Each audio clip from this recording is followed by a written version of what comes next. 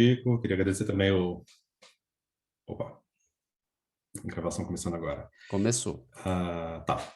Queria muito agradecer o Chico pelo convite e, em especial, ao Marcos, que fez o contato inicial, né, em nome dos alunos da disciplina. É um prazer enorme estar em Sorocaba agora.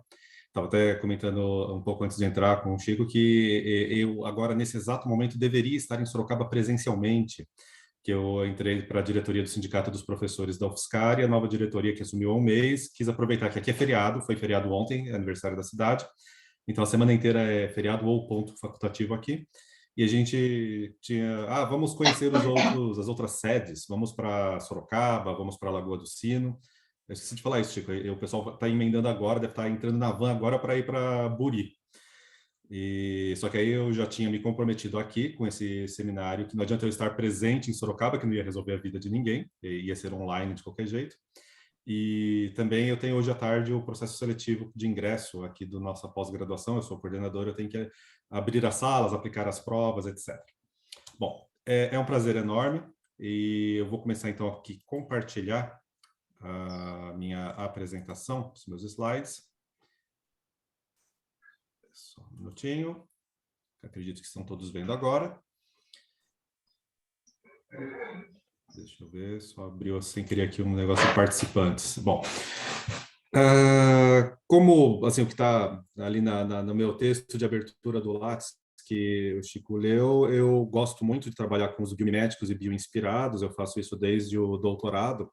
O meu projeto de doutorado, que é do ano de 99, quando eu escrevi aquele projeto, eu já falava de biomimética e bioinspirado, eu trabalhava com micelas. E antes disso, na graduação, eu trabalhei vários anos experimentalmente com micelas, que são materiais auto-organizados. E antes disso, eu trabalhei vários anos em indústria, 5, 6 anos em indústria, também nessa área de micelas, microemulsões de sistemas auto-organizados. Então, é um interesse que vem assim, de uma data longa, e é um interesse que mescla o experimental e o teórico. Então, embora oficialmente eu seja um químico teórico, porque eu fiz doutorado nisso, e ainda faço o grosso da minha pesquisa trabalhando com simulação computacional, eu vou mostrar isso hoje, mas as pessoas às vezes estranham porque quando eu começo a conversar, a falar durante uma palestra, uma aula, é comum eu falar mais da parte experimental do que da parte computacional. E por quê? Porque eu tenho essa formação, eu consigo transitar, eu trabalhei experimental mais tempo do que o computacional. Então, eu tenho aí um pezinho em cada área, e isso é importante porque eu consigo conversar com o meu colaborador experimental. Eu não estou mais na bancada experimental, mas eu entendo as técnicas, eu sei o que elas podem e, principalmente, eu sei o que elas não podem responder. Então, é mais ou menos isso que eu quero mostrar para vocês hoje, essa interação entre o experimental, o teórico e o computacional, e como isso leva a uma compreensão melhor desses sistemas que são complexos e quirais.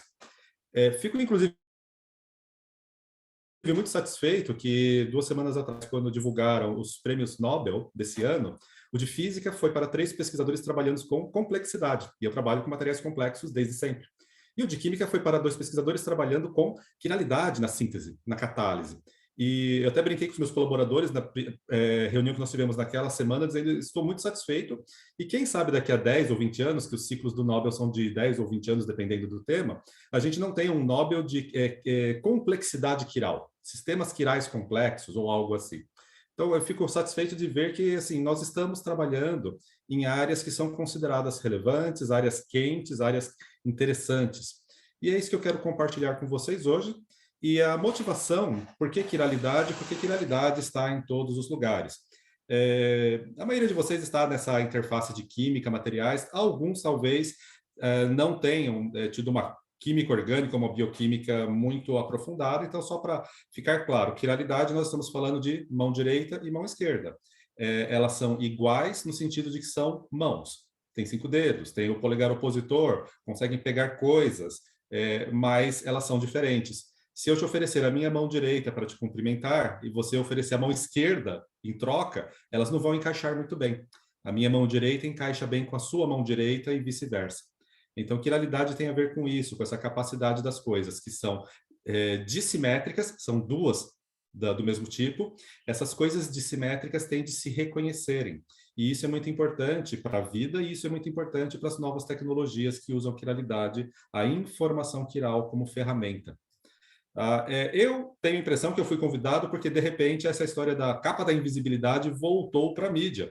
Eu fui convidado a dar uma entrevista para um canal dentro do UOL, e aí, coisa de 2 meses atrás, de repente, voltou a circular algo que, na verdade, é de alguns anos atrás, é de 2018, que foi o primeiro artigo que nós publicamos na Science, que tinha a ver com esses materiais quirais, só que era mais complexo do que isso, era a quiralidade, a interação com a luz e a interação com campos magnéticos. Por quê? Porque era um material magnético e eu consigo modificar a interação de um material com a luz aplicando campos magnéticos. Isso é uma coisa que Faraday descobriu na metade do século XIX. E esse tipo de resposta magnética da interação do material com a luz, embora bastante conhecido, é bastante complexo. E a gente teve um trabalho razoavelmente grande para fazer a modelagem desse tipo de sistema. Foi bastante desafiador. E só para dar o um exemplo assim, do que nós estamos falando de invisibilidade, não é bem invisibilidade no sentido da capa do Harry Potter, é invisibilidade no sentido de que quando você olha os espectros, seja o espectro de absorbância, que é o B, seja o espectro de dicroísmo circular. Para quem não conhece dicroísmo circular, eu vou falar um pouquinho mais adiante a definição do que ele é uma espectroscopia mais sofisticada do que o UV visível. Ele nos mostra uma resposta em relação ao campo magnético. Então, eu consigo fazer com que o material ele se torne mais transparente ou menos transparente usando o campo magnético. Isso tem implicações não só para fazer coisas como, por exemplo, holografia, mas tem implicações quando você é capaz de controlar com campos externos magnético e luz, eletromagnético, a propriedade de um material, esse material eu posso modificá-lo para uso. Eu não preciso sintetizar um material novo. Eu posso modificar um material já existente para um uso diferente. Eu posso fazer, por exemplo, um chaveamento óptico, tornando um canal opaco ou transparente usando campos. Eu não preciso ter um chaveamento mecânico ou algo mais complicado do que isso. Eu posso apenas ligar e desligar o material. Tá bem? Então, aqui só para vocês verem o que foi o modelo, é um desenho, uma representação gráfica da nanopartícula que eu desenhei, era um espinélio de cobalto, tem uma mistura de óxido de cobalto 2 com óxido de cobalto 3, e a quiralidade vem das moléculas que estão ao redor, a decoração da superfície é quiral. Tá? Isso é o que eu imagino que foi assim, é o que me colocou em evidência e que é de onde veio esse convite. E agora eu passo a falar, em geral, dessa questão da quiralidade. A quiralidade ela está em todos os lugares. Se você olhar para esta bela formação de nuvens, um sistema de baixa pressão sobre a Islândia, você vê uma forma espiralada. Essa forma espiralada, se eu estiver no hemisfério norte ou no hemisfério sul, o espiralado pode ser de mão direita ou de mão esquerda. Eu nunca vou lembrar qual é qual, mas enfim, efeito Coriolis. Você tem lá pela rotação do planeta, você vai ter os vórtices se formando horário ou anti-horário no hemisfério sul e hemisfério norte. Então, isso nos leva, inclusive, eu lembro muito de um episódio dos Simpsons que o Bart fica dando descarga lá em Springfield, Estados Unidos, e vê que sempre gira para o mesmo lado, aí ele pega o telefone e liga para alguém no hemisfério sul, acho que na Colômbia, por favor, dá descarga, não sei o quê, e me diz para que lado está girando. E sim, é quiral, a sua privada é quiral. Eu queria dizer isso, me perdoem a franqueza. E é uma formação de nuvens muito rara, mas embora rara, hoje todo mundo tem celular com câmera, então a gente tem uma quantidade enorme de registros agora, são essas nuvens espiraladas. Notem que elas são todas de dupla hélice, como o DNA, e notem que todas que eu estou mostrando, as 4 têm a mesma mão. Se é mão direita ou mão esquerda, que seria o quiral, o R e o MUP, desculpe, MP, minus e plus, eu teria que olhar com calma, mas enfim, o fato de que elas giram para o mesmo lado significa que elas estão todas no mesmo hemisfério do planeta. Se eu olhar para outros casos na natureza, eu vou encontrar, por exemplo, esse simpático bode com seu chifre espiralado. Um chifre gira numa direção, outro gira na outra. Então, o bode tem pata direita e pata esquerda, e ele tem chifre esquerdo e chifre direito, ele tem quiralidade no seu chifre. Isso aqui é uma gavinha de uma planta, uma trepadeira. Eu tenho várias trepadeiras aqui em casa, e as gavinhas, em geral, giram todas para o mesmo lado para aquela dada planta. Você tem algumas plantas, como isso aqui, às vezes a folha dela é variegada, É uma pequena mutação genética que é igual ter cabelo liso, cabelo crespo, a planta fica crespa. Eu tenho cabelo crespo, então o meu cabelo também é quiral, também forma cachos, como essas folhas. Às vezes é doença, é um vírus que ataca a folha e de qualquer forma ela fica espiralada. Então na natureza você tem uma quantidade muito grande. Tenho aqui esse belo exemplar de um cactus, todo espiralado, muito bonito. E esse aqui é fantástico, porque ele não só representa a quiralidade, mas ele é a própria definição do que é fractal. Eu não sei se alguém sabe o que é isso, enfim, isso é um brócolis romanesco, isso é comestível. E este brócolis, ele foi, acho que até capa na Science, algumas semanas atrás, umas 4, não, 2 meses talvez, 2 meses atrás, que era justamente uma discussão sobre fractalidade e dimensão fractal, e usaram um brócolis desse para mostrar esse tipo de coisa. Então você tem muitos e muitos exemplos, por quê? Porque a vida é quiral. Mais do que isso, a biosfera terrestre é homoquiral, no sentido de que quase 100% dos aminoácidos são o isômero L e quase 100% dos açúcares são o isômero D, o enantiômero D. Há exceções. Nós temos o ser humano criando estruturas quirais desde a antiguidade. Essas colunas que são em uma ruína da época romana estão onde hoje é a Síria. E você vê os entalhes na coluna, nas pedras, eles formam um padrão espiralado subindo. E isso aqui, por exemplo, é um caso bastante complexo. Você faz um arco quiral. Então, você tem uma informação, você poderia pegar os tijolos e começar eles no sentido horário e no sentido anti-horário. Então, eu consigo fazer o enantiômero, a mão esquerda e a mão direita, nessa construção. Deve dar um trabalho danado fazer isso. Em geral, as sedes do Ministério Público Federal, nas capitais aqui no Brasil, a entrada não chega a ser um arco, mas tem colunas espiraladas. O condomínio aqui do lado do meu bairro, que chama um condomínio chamado Bosque de São Carlos, na entrada eles têm colunas espiraladas.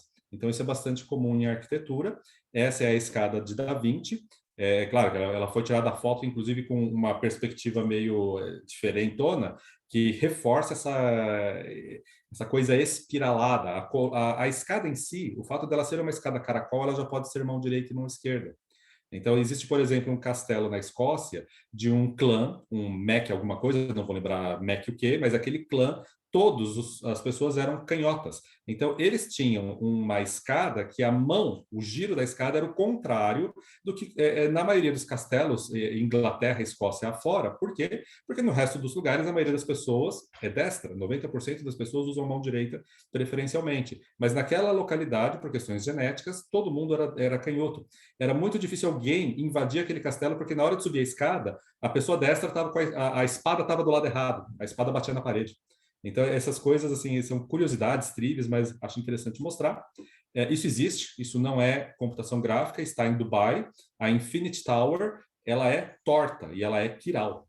Tá? Escolheram ela girar, se você olhar de cima, ela está girando sentido plus, P, ela tem quiralidade P. E coisa besta, eu já usei alguns talheres desse tipo, é bonitinho, tudo. O cabo é quiral, o cabo é torcido. Então você já começou a pensar, fala, tá, mas é um tipo de quiralidade diferente da quiralidade da química. Na química a gente gosta de desenhar estruturas em 2D, do jeito que vocês estão vendo aqui, onde eu coloco, eu não estou representando os hidrogênios, mas onde eu tenho aqueles desenhos um pouco alargados da ligação química, significa que ali eu tenho um centro estereogênico nessa molécula. Então, essa molécula tem um NH2, depois aquele anel aromático e depois uma carboxila. Esses 3 grupos estão numa situação de quiralidade, são centros estereogênicos, que é aquele do carbono tetraédrico. Mas nem sempre é essa quiralidade. A quiralidade existem mais tipos de quiralidade do que só a tetraédrica. Se você olhar o gás sarin, ele também tem uma quiralidade tetraédrica, mas não é carbono. Você olha e fala, tem um fósforo ali. Aquele fósforo está ligado a uma metila, o fósforo é o laranja. Ele está ligado a uma metila, a um cloro, se eu não me engano, o verdinho, a um oxigênio e a um outro oxigênio, só que o oxigênio se liga a uma molécula, a um fragmento alifático. Então, ele tem 4 ligantes diferentes no espaço, portanto, é quiral no sentido do carbono tetraédrico. E eu tenho também uma coisa como isso, uma base de Traeger, ela não tem carbono tetraédrico. Olhe para ela e se convença que não existe nenhum carbono assimétrico. E, no entanto, quando vocês olham para esse par, é o par de enantiômeros. Se convençam que eles são a imagem especular, igual a mão direita e a mão esquerda, são imagens especulares uma da outra, se convençam que essas duas representações são imagens especulares. Mas são imagens especulares não superponíveis. Você pode girar à vontade e você nunca vai conseguir posicionar uma molécula exatamente em cima da outra. Elas são dissimétricas, elas não são a mesma molécula, elas são enantiômeros. Se você analisar as propriedades físico-químicas dessa molécula e mesmo as propriedades biológicas, se ela é tóxica ou não, um dos enantiômeros, nas propriedades físico-químicas normais, ponto de fusão, ebulição, essas coisas, calor de formação, é exatamente igual. Mas quando eu chego a falar, e o biológico? O meu corpo é quiral. Se eu coloco o enantiômero D ou o enantiômero L, o RS, se eu coloco esses enantiômeros em contato com as minhas células, a resposta é diferente. Por quê? Porque eu estou pondo uma molécula quiral na presença de outras moléculas quirais. E aí eu passo a ter aquele reconhecimento que eu falei da mão esquerda, mão direita. Se eu te dou minha mão direita, você me cumprimenta com a direita porque a esquerda não encaixa muito bem. E isso é o reconhecimento quiral que a gente está interessado. Tá? Bom, nós estamos falando, em geral, aqui de produzir materiais, materiais que são funcionais. E a gente gosta de pensar que eu estou fazendo um material desenhado para um propósito. Então, a gente usa muito em inglês a palavra tailored. Tailor, em inglês, é o alfaiate. E a quiralidade, por favor, notem que ela não tem a ver com tamanho. A minha mão tem um certo tamanho. Se você tem a mão menor que a minha, a sua mão direita é mão direita. Se você tem a sua mão maior do que a minha, ela também é mão direita. O que faz uma mão direita ser direita é a disposição do espaço, a forma e a disposição do espaço dos dedos, que são os elementos estruturais que definem o que é uma mão. Então, a quiralidade, ela me permite controlar principalmente a forma das coisas, não o tamanho. E esse tipo de controle que a gente associa com um alfaiate, aí eu trago aqui uma figura bonitinha da internet. Quem já teve a oportunidade de fazer ou ajustar uma roupa num alfaiate, você vai ver que a pessoa vai usar ferramentas e conhecimento. Então, essa pessoa vai pegar lá uma fita métrica, igual está aí, uma tesoura, linha, você vê que está tudo alinhavado, mas não está costurado ainda. Essas são as ferramentas que um bom alfaiate tem para fazer uma roupa sob medida. O sob medida é a palavra importante aqui, desse material que ele é ajustado para uma aplicação. Qual é a aplicação? Então, quando a gente faz desenvolvimento de materiais, a gente pensa numa aplicação antes, às vezes, e a gente ajusta o material para aquela aplicação, ou a gente vai fazer aquela síntese meio aleatória, vamos para a bancada e ver o que acontece, aí eu meço as propriedades e, baseado nelas, eu penso a aplicação. Mas, de qualquer maneira, a gente vai precisar de muitas ferramentas. E foi enunciado na década de 60 por dois psicólogos americanos a lei da ferramenta. Os dois enunciados são equivalentes. Abraham Kaplan disse que se você der a uma criança um martelo, ela vai achar que tudo que ela encontra pelo caminho precisa ser martelado. Tá? Então, a ferramenta martelo define o que você faz com ela. Então, você dá um martelo para uma criança e não fala nada, ela sai martelando. Dá um serrote, ela sai serrando. E por aí vai. Não dê nada muito mais complicado, porque você vai entrar em confusão, em conflito dentro de casa.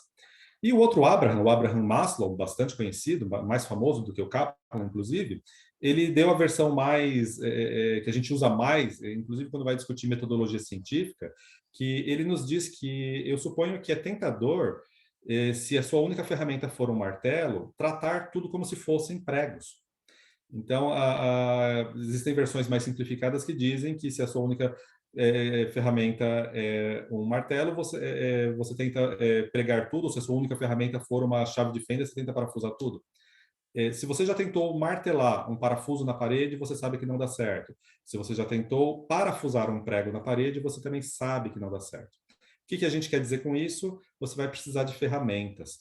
E aí isso nos leva a outra pergunta, que é, tá, ferramenta para o quê? Eu falei de pregos e falei de parafusos, mas não são pregos e parafusos no mundo dos materiais. Os nossos bloquinhos, os building blocks, são esses aqui. a gente precisa usar a tabela periódica. Isso aqui é uma bonitinha que mostra cada elemento químico, onde ele é mais abundante ou para o que ele é mais importante. O carbono, que está em destaque, é mostrado como o elemento da vida, está lá o passarinho cantando no galho da árvore. Então, a nossa pergunta é como é que eu junto esses, hoje são 118 elementos químicos, 92 são estáveis, como que eu junto esses 90 e tantos elementos químicos para fazer novos materiais? E o que a gente sabe, sem fazer muito esforço, é que tentativa e erro não é uma boa estratégia. Se você ficar só nos materiais cerâmicos, tá? Ah, vou fazer cerâmicas, vou pegar os metais de transição e vou pegar os semimetais ali dos grupos 5 desculpe, 15 e 16 e 17, vou fazer cerâmica.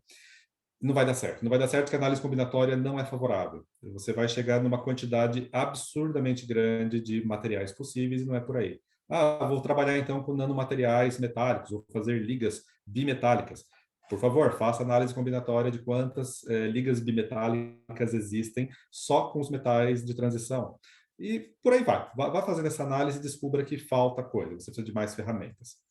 E aí vem o meu paradigma de trabalho, que é não fazer nem o experimental e nem o teórico na força bruta. A gente tem que começar a conversar melhor quem é teórico computacional com quem é experimental e trabalhar junto. Por que a gente deveria trabalhar junto? Se cada um vinha trabalhando em separado e razoavelmente bem sucedido, publicando seus artigos, depositando suas patentes. Porque se eu fizer junto o teórico e o experimental, eu alargo o horizonte de ambos e eu avanço mais rápido. Por que eu falo isso? Porque justamente as informações que um fornece para o outro, elas ajudam a eliminar as coisas que não funcionam, elas ajudam a escolher as coisas que funcionam com mais clareza, com mais eficiência. E é importante separar um pouco o que cada uma dessas grandes áreas da ciência pode oferecer, porque, é claro, a ciência é experimental. Eu, como químico teórico, sou o primeiro a dizer a química, a ciência dos materiais, a física do estado sólido, as ciências, ciência é experimental, ciência não é teórica.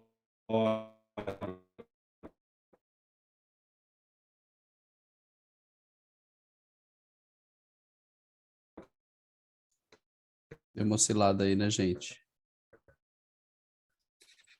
Aqui oscilou também, professor. Sim, oscilou. Deu uma oscilada. Mas eu preciso da teoria. Deu uma oscilada, André. Tá. Vamos lá. Parou no ciência, quando você Tá. estava falando da ciência. Então vamos lá, Ciência experimental. Ciência. Então vamos lá, o método científico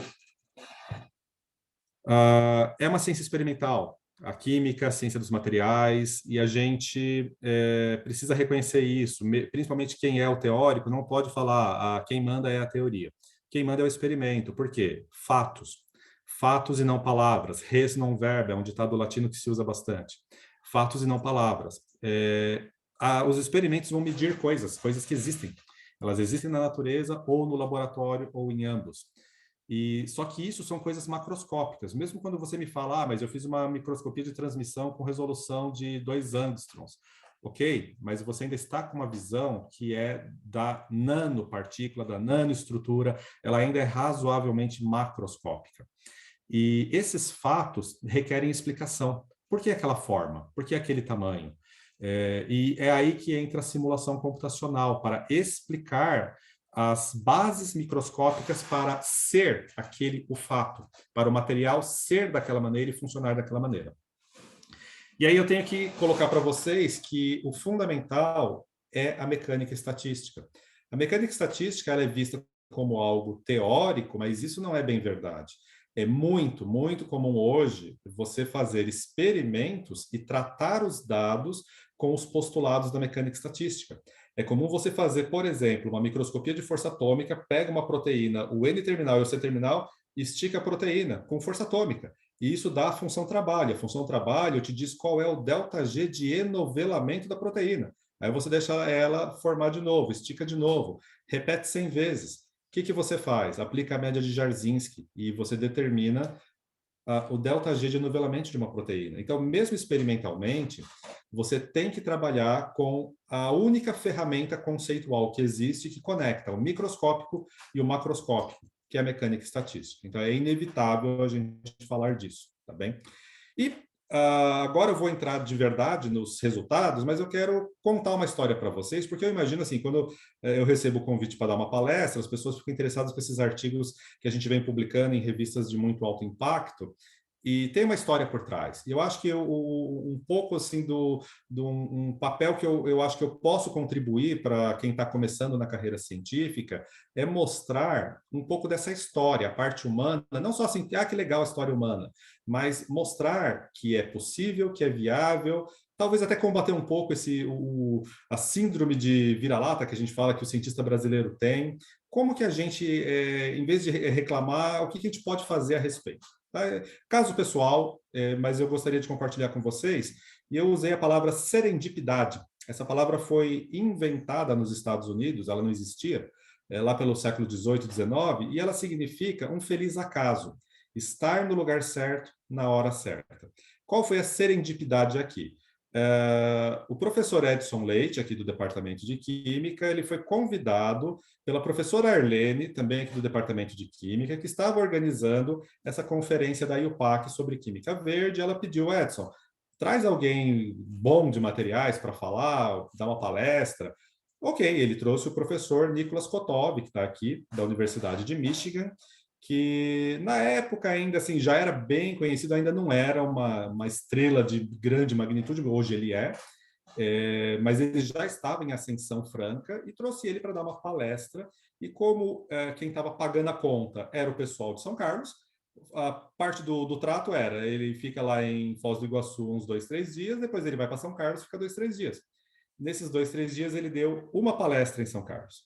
Essa uma palestra, eu ia dar aula de termodinâmica na pós-graduação naquele horário. E aí o meu colega, o Emerson Rodrigues Camargo, dividia a sala com ele na época, ele falou, você está indo onde? Dar aula? Não, imagina, que aula, absurdo. Tem um cara muito bom aqui que vai dar uma palestra. Fala para os alunos que a aula hoje é assistir a palestra dele. Tá bom, vamos lá. Aí eu fui assistir a palestra dele e... Chegando lá, ouvi, muito interessante, muito boa, impressionante, aquela palestra que ele só mostra o resultado dele, e tudo publicado na Science, na Nature, Angevin Chemie, impressiona. E eu discordei de um slide dele. Eu discordei de um slide, assim, o cara publica na Science e eu discordo. Aí eu procurei ele no fim da palestra, falei, olha, parabéns, excelente palestra, discordo da sua afirmação que só dá para formar a estrutura de colar de pérola, aqueles necklace, pearl necklace, que forma um monte de bolinhas alinhadas. Ele falou que só podia formar se tivesse dipolo nas bolinhas. Eu falei, não precisa. Eu tenho um modelo computacional que prova que não. E aí eu mandei o aluno correr no laboratório trazer o notebook, e durante o coffee break eu mostrei para ele em 15 minutos de conversa. Ele, embora russo, é um russo naturalizado americano é prático, gosta de resolver as coisas rápido. Falou, tá, e se eu te der um computador maior, você faz o quê? Bom, ele me deu um computador maior, eu fiz uma simulação com 1.500.000 partículas e a gente provou que formava as estruturas lineares, sem dipolo, que elas se agregavam em estruturas 3D emaranhadas e o nosso resultado batia quantitativamente com as microscopias de transmissão do Cleocir que ele obteve durante o doutorado. Aí foi o nosso primeiro artigo publicado. E a serendipidade é porque, assim, é com ele que eu colaboro desde então, de 2012 para cá, são 9 anos de colaboração, e a gente, na verdade, está criando um consórcio internacional cada vez maior e mais complexo para tratar desse tipo de sistema. E ele faz a síntese, caracterização, os outros colaboradores também, e eu faço a modelagem e discuto e trabalho junto nas ideias. Como que a gente faz isso? Em que áreas, em que frentes? A gente, quando vai fazer a síntese, a gente quer controlar as propriedades do material para melhorar as propriedades dele, porque é das propriedades que vêm as aplicações é o que interessa. Tá? Então, a gente vai falar, olha, controle de tamanho. Controle de tamanho tem 3 marquinhas verdes ali, porque a gente faz muito bem, já faz algum tempo. Kotov foi uma das primeiras pessoas que conseguiu sintetizar nanopartículas cerâmicas com tamanhos abaixo de 2 nanômetros e estáveis. ele aprendeu a controlar essas nanopartículas, ele e outras pessoas, usando moléculas que elas matam sítios de crescimento e nucleação na superfície, ligantes. E eles começaram a usar lá atrás aminoácidos, principalmente os aminoácidos que têm enxofre, porque o enxofre ele entra muito bem onde tem oxigênio, enxofre, e aí você consegue fazer cerâmicas com tamanho controlado. Então, o tamanho a gente sabe controlar. Forma também. O professor Edson Leite, aqui do nosso programa de pós-graduação, hoje é o diretor do L-Nano, o diretor científico do L-Nano, ele é muito bom nisso. E se eu mexer a composição do solvente, colocar um surfactante, mudar um pouquinho a temperatura, o pH, eu mudo a forma. E veja que você vai mudando forma e tamanho, você vai mexendo nas propriedades ópticas do material, a localização dos carregadores de carga, do buraco e do elétron. Composição também é uma coisa que a gente já domina bastante bem, a gente sabe fazer dopagem, e aí com essa dopagem a gente modifica as propriedades ópticas bastante. Magnetismo já é mais recente, mas tem bastante gente já, principalmente na física de estado sólido, trabalhando com espintrônica. A gente sabe fazer razoavelmente bem, mas as propriedades magnéticas elas são mais complexas, tanto do ponto de vista teórico como do ponto de vista experimental. E caro, inclusive, vai ver o preço de um squid. Tá? Quanto custa um squid, quanto custa a operação do squid, tem que refrigerar com hélio líquido, olha o preço do hélio. Enfim, e eu coloco na minha tabela a quiralidade é muito recente. A quiralidade me permite controlar tudo ao mesmo tempo agora, inclusive uma parte que as outras modificações não permitem, que é a biocompatibilidade e dar ao material uma função biológica bem definida. Por exemplo, a gente tem, é muito comum, por exemplo, aqui em São Carlos, o grupo de fotônica da USP, do professor Banhato, eles fazem muito terapia fotodinâmica, nanopartículas de ouro. É bastante interessante, mas eles usam ainda nanopartículas que não são quirais. Ela não ser quiral, ela responde à luz de uma maneira simples, chega a ser simplório até. Se eu faço a minha nanopartícula ficar quiral, eu dou para ela mais funcionalidade do que ela tinha. É claro que eu tenho que tomar cuidado, porque eu posso dar, inclusive, a funcionalidade de veneno. Ela pode se tornar tóxica. Então, eu tenho que trabalhar com muito cuidado com a quiralidade, porque eu começo a entrar no campo da citotoxicidade de nanocompostos, a nanotoxicidade dos compostos. Então, calma, a quiralidade não é sempre benéfica, a gente tem que tomar muito cuidado com ela. E é dessas propriedades que a gente tem que olhar. E se eu falo de propriedades, eu tenho que falar de técnicas experimentais.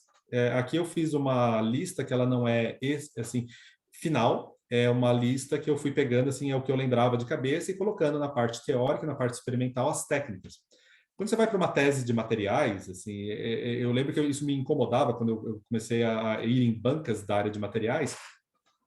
O seminário, depois no final a gente descascava o candidato ali e falava, pô, mas você me mostrou um slide, uma técnica, um slide, uma técnica, um slide, uma técnica, mas como que essas técnicas conversam entre si? Faltava essa análise de como que cada técnica proporciona um pedaço de informação estrutural, dinâmica, termodinâmica, e a pessoa tinha dificuldade de juntar tudo. Então, realmente, é uma área, eu preciso de muitas ferramentas.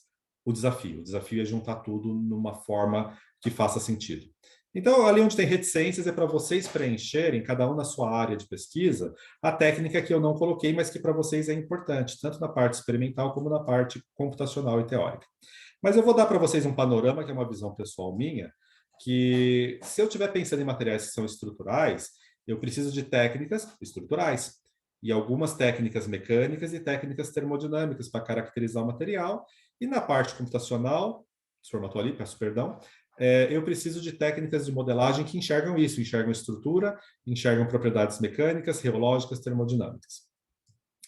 Tá? Na parte de materiais ópticos, eu preciso controlar o gap, principalmente, o gap óptico do material. Então, além da parte estrutural, que eu continuo sempre precisando, ela sempre vai existir, eu tenho que começar a controlar a composição química de maneira fina, e preciso medir isso através de técnicas espectroscópicas. E na modelagem, eu começo a sair um pouco do estrutural e começo a olhar para o local usando principalmente mecânica quântica, porque a mecânica quântica é a única técnica que explica o que é a espectroscopia de maneira adequada. Tá? Na parte de materiais catalíticos, é muito parecido com a de espectroscopia, porque também tem uma certa relação com o gap. também tem uma certa relação com a estrutura eletrônica dos orbitais de fronteira do material e das moléculas que eu quero fazer a reação química de catálise. Então, de novo, a parte estrutural, ela até existe porque o meu material ele não pode, ele tem que ser mecanicamente estável, por exemplo, o meu catalisador. Ele não pode simplesmente se desmanchar, se dissolver, não aguentar o calor, a temperatura. Então, a parte estrutural continua existindo, mas eu tenho uma importância muito grande da parte espectroscópica para caracterizar. Eu coloquei grifado em vermelho as técnicas que são são quirópticas, que eu enxergo a espectroscopia quiral, que é o ECD, que é o equivalente do UV visível quiral, o VCD, que é o equivalente do infravermelho quiral, e o ROA, que é o Raman com atividade óptica, que é o equivalente do Raman convencional. E essas técnicas vão me dizer se o meu catalisador, sendo quiral, ele é capaz de fazer uma reação enantio-seletiva ou enantio-específica até. Tá? Se eu estiver fazendo fotovoltaico, é muito parecido, catalisador, fotovoltaico, é muito próximo. E se eu tiver no mais complicado de todos, eu tenho que fazer tudo. Se eu quiser trabalhar realmente com biocompatibilidade, peço perdão, eu lembro que eu tinha configurado, mas eu acabei de lembrar que meu computador travou e eu reiniciei ele e eu esqueci de salvar. Então, alguma coisinha pode estar desconfigurada. Essa parte de nanorobótica, engenharia de tecidos, de fazer terapia fotodinâmica, tudo isso eu preciso fazer tudo. Eu tenho que conhecer tudo sobre o meu material, tanto do ponto de vista experimental como do ponto de vista teórico, e daí a complexidade de se fazer isso, tá bem? Prometo que são pouquíssimas equações, mas para quem nunca viu o dicroísmo também é uma propriedade de interação da luz com a matéria ou vice-versa. Se você fez mecânica quântica, você deve ter parado na coluna da esquerda, que é o V visível normal. A gente fala de V visível, mas vale para o V visível, vale para infravermelho, Raman, para as outras espectroscopias de absorção. Você tem uma coisa chamada força de oscilador, e ela depende daquele operador ali embaixo, que é o momento de dipolo de transição elétrica, que é algo que conecta o estado fundamental 0 com o estado excitado J. As funções de ondas psi0, psi-j, ele acopla dois estados que, de outra maneira, não são, eles são ortogonais. Os estados quânticos, eles são ortogonais entre si. Eu só posso transitar entre eles se eu tiver uma interação externa, um campo externo que acopla. Acopla permite que o estado 0 se transforme no estado J e o estado J excitado volte para o fundamental 0. É isso. Mas quando eu olho do ponto de vista da quiralidade, não basta olhar o momento de transição elétrico. Ele tem uma característica de polarização linear. O elétron saiu daqui e veio para cá. Eu separei buraco e carga. E isso gera um dipolo, é o dipolo de transição. Só que, quando eu faço isso, é muito comum eu girar. Imagina que eu tenho dois anéis aromáticos perpendiculares entre si. A densidade eletrônica que sai do anel número 1 para o anel número 2, ela tem que fazer um giro no espaço, não é linear. A molécula não é linear, então a densidade eletrônica vai fazer um giro. Carga que faz movimento em curva produz campo magnético, produz momento magnético. E é isso que faz, inclusive, que o magnetismo possa modular a absorção de luz no material que é quiral, porque eu tenho uma componente magnética significativa que é o operador M. Apesar de parecerem complicados, é o computador que vai fazer isso tudo para a gente no cálculo, tá bom? São esses somatórios, veja, eu tô trabalhando agora com um sistema, é o meu último slide, que a nanopartícula que eu estou desenhando, por enquanto, está com 1.500 átomos. Conta quantos elétrons tem. Aquele somatório ali embaixo não é nem sobre elétron, é sobre função de base. Então, facilmente, o meu somatório chega em 50 mil, podendo chegar em casos extremos a 1 milhão. Então, é um somatório muito grande. Mas, felizmente, é o computador, é o supercomputador que faz isso. E agora eu começo, de fato, a falar dos resultados. Esse aqui é um caso que surgiu uns anos atrás. Kotov, eu comecei a colaborar com ele trabalhando com mecânica estatística de nanopartículas, bolinhas, formando aquelas estruturas tridimensionais que eu mencionei. O inferno do químico teórico é quando um colega experimental pega ele no corredor, no cafezinho, ou numa sala do Meet, do Zoom, hoje em dia, e vira para ele e fala: você faz DFT? Eu não sei se vocês já fizeram essa pergunta, e se tiver algum teórico aqui, se você já sofreu essa pergunta. É sofrer, porque é quase um bullying para o químico teórico. Hoje em dia, DFT está mais aceitável no mundo do químico teórico, mas era considerada uma técnica não muito séria, não muito formal. E por que que o pessoal experimental perguntava isso? Porque uns 10 anos atrás, 15 anos atrás, as revistas de química orgânica, química inorgânica, físico-química em geral, elas começaram a recusar artigos porque a pessoa fazia hipóteses. Imagina você está ali no mundo da eletroquímica e você faz uma hipótese de que o elétron saiu do dopante, do orbital, não sei o que, e foi para o anel.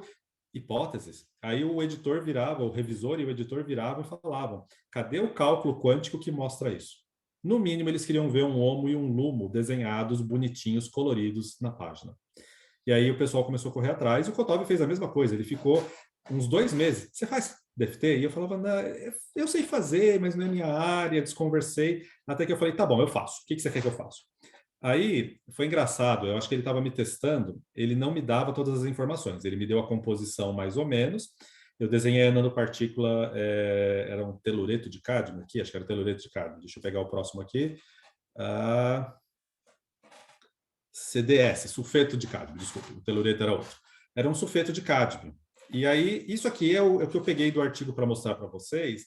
Era um trabalho bastante interessante que eles estavam vendo, que à medida que você crescia filmes de Langmuir Blodgett, incorporando as nanopartículas de sulfeto de cádmio quirais, elas iam mudando a resposta do dicroísmo, que é o que você está vendo aqui na figura C.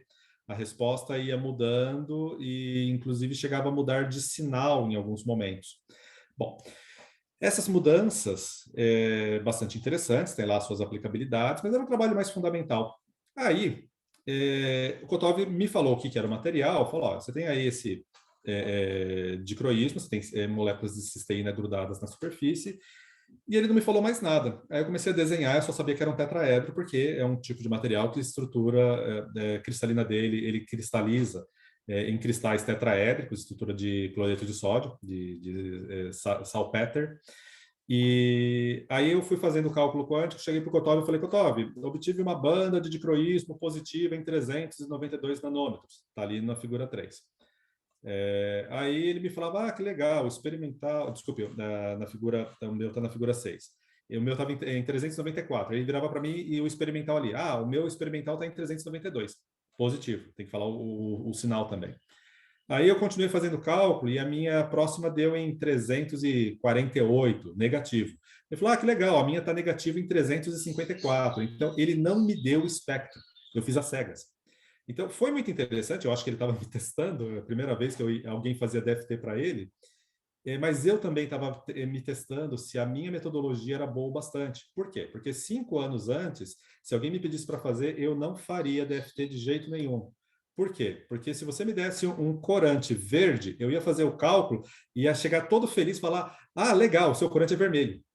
Gente, se você erra de verde para vermelho, você errou as propriedades e a aplicação do material. Então, você não pode errar a cor, seja a cor no visível, no ultravioleta ou no infravermelho. A cor tem que ser calculada com precisão, senão não serve para nada. E é muito recente, coisa de 10, 15 anos, que a gente consegue fazer espectroscopia quantitativa. Qual que era a minha insegurança? Eu sabia que funcionava para molécula orgânica pequena, 100 átomos, no máximo. Eu não tinha a menor ideia se isso ia dar certo para cerâmica com molécula orgânica na superfície. E deu. Eu bati as 4 curvas que vocês estão vendo ali na figura 3 de maneira quantitativa. Compara a minha curva preta na figura 6 com a curva preta na figura 3. As bandas estão no mesmo lugar, com menos de 10 nanômetros de erro na posição e sempre com a alternância correta de bandas positivas e negativas. Essa alternância de positivo e negativo é o fingerprint, é a impressão digital de uma substância quiral. E aí eu peguei confiança e ele pegou confiança de que a gente conseguia fazer a modelagem corretamente. Então, esse aqui é só um exemplo de como começou. E isso, nessa mesma época, a gente estava se aventurando a escrever esse artigo que saiu no Chemical Reviews. Ele foi bastante importante, foi onde a gente sentou e pegou tudo que a gente sabia de quiralidade de materiais e colocou junto. E é interessante também porque foi meu primeiro trabalho, além do nome do Nicholas Kotov, o penúltimo nome, o professor Xuanlai Xu, de Jiangnan, na China, região de Xangai. É uma universidade que tem uma vocação para agrotecnologia de uma maneira geral, é muito parecido com a nossa Embrapa, só que é uma universidade. E foi a primeira vez que nós trabalhamos juntos, o grupo da China eu, Kotov, e esse é o consórcio que eu falo que está se consolidando. De lá para cá, nós trabalhamos juntos o tempo todo. Claro, eu tenho coisas que eu faço à parte, eles também têm, mas nós temos essa colaboração em nanomateriais quirais muito forte. A capacidade do professor Xu de produzir resultados é impressionante. É uma equipe muito grande, num centro muito grande, com muito dinheiro. Quem lidera o centro, na verdade, não é ele, é a professora Hua Kuang, que é o antepenúltimo nome da lista. Então, esse aqui é um artigo, recomendo a leitura, não só porque eu escrevi, mas se você quer entender um pouco dos tipos de quiralidade, que é o que eu mostro na figura 2, é como nós enxergamos de quantas maneiras diferentes um nanomaterial pode se tornar quiral, eu recomendo essa leitura, a gente faz um apanhado, já passaram-se alguns anos, mas ele ainda está bastante atual. E de verdade, aí a pesquisa continuou, deslanchou. Esses trabalhos que eu mostro, mesmo aquele de revisão, uma coisa que é importante você entender é o seguinte, em termos de metodologia de trabalho, não muda nada você publicar um artigo na Química Nova ou no Chemical Reviews ou agora na Nature Chemistry. É muito parecido, porque método científico é método científico. Mas esse tipo de trabalho, seja aquele de revisão ou esse aqui de experimental e teórico aplicado, é normal levar 5 anos para ficar pronto. É normal. Por quê? Porque justamente você não deixa pontas soltas. Você vai, mas e se me perguntarem isso? Aí você volta para a bancada e faz mais uma. Quando eu falo mais uma medida, é mais uma batelada de medidas. É mais uma batelada de sínteses. Mas e se eu variar a porcentagem molar, se eu variar o pH, você varia tudo que você pode variar. Então é normal, por exemplo, o material suplementar desse artigo que eu estou mostrando, ele beira 200 páginas. Hoje em dia as revistas não deixam mais, tá? A gente começou a exagerar, as revistas falam, não, 40 páginas e olhe lá. 20 páginas de material suplementar, porque a gente começou a produzir materiais suplementares de 200 páginas. Não, nós, sim, vários grupos.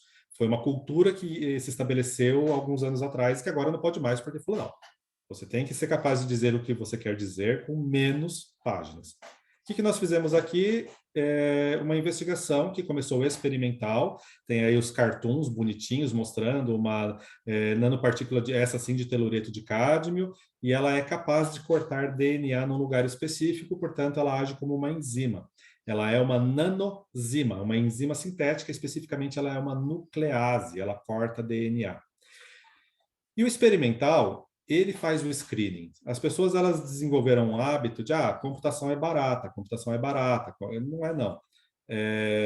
Por incrível que pareça, a computação hoje é mais cara do que a parte experimental.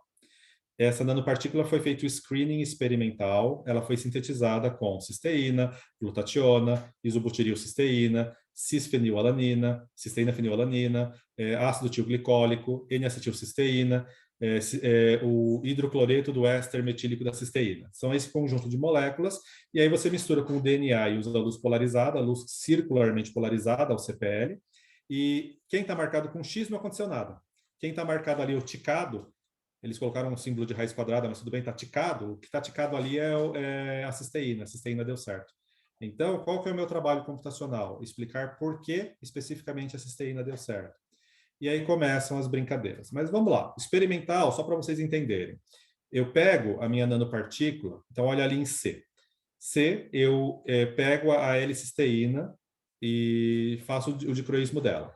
E aí eu pego essa mesma nanopartícula, coloco lá, isso está incubado com DNA, tá? Eu incubado com DNA, e aí eu coloco 2 horas de luz polarizada. Olha como muda o dicroísmo. Luz polarizada à direita e à esquerda. O de baixo é com glutationa. A L-glutationa e a D-glutationa, eu faço o dicroísmo antes e depois da nanopartícula incubada com o DNA de esperma de salmão, que é um DNA modelo, e vejam que o dicroísmo não muda. Então, não acontece nada, nem pela presença da nanopartícula, nem pela irradiação com luz circularmente polarizada. Então, isso, eu tenho esse mesmo gráfico lá no material suplementar para todas aquelas moléculas, provando que elas não funcionam. E aí vem o meu problema computacional. Ali tá, daqui a pouco eu mostro desenhado mais bonitinho, mas o que você está vendo, essa nuvem de pontos arroxeados, é um grid. É um grid tridimensional que ele recobre a superfície de Van der Waals da nanopartícula. A nanopartícula de telureto de cádmio com cisteína foi desenhada. Como que eu sei que ela está boa? O dicroísmo da minha nanopartícula bate com o dicroísmo da nanopartícula deles. Perdão. Sem querer fazer propaganda, canequinha da Universidade de Michigan, que meu aluno trouxe quando foi fazer um estágio lá. Alunos fazem isso por seus professores. Eles trazem canequinhas bonitinhas quando eles voltam. Então, a gente tem aqui esse grid. O que esse grid é? Pensa o seguinte, eu vou pegar a base de DNA. Eu tenho lá as bases C, G, A, T, C. Cada base de DNA, a pergunta é, onde na superfície da nanopartícula eu ponho essa base? Tá, a base tem vários átomos. Que átomo eu coloco?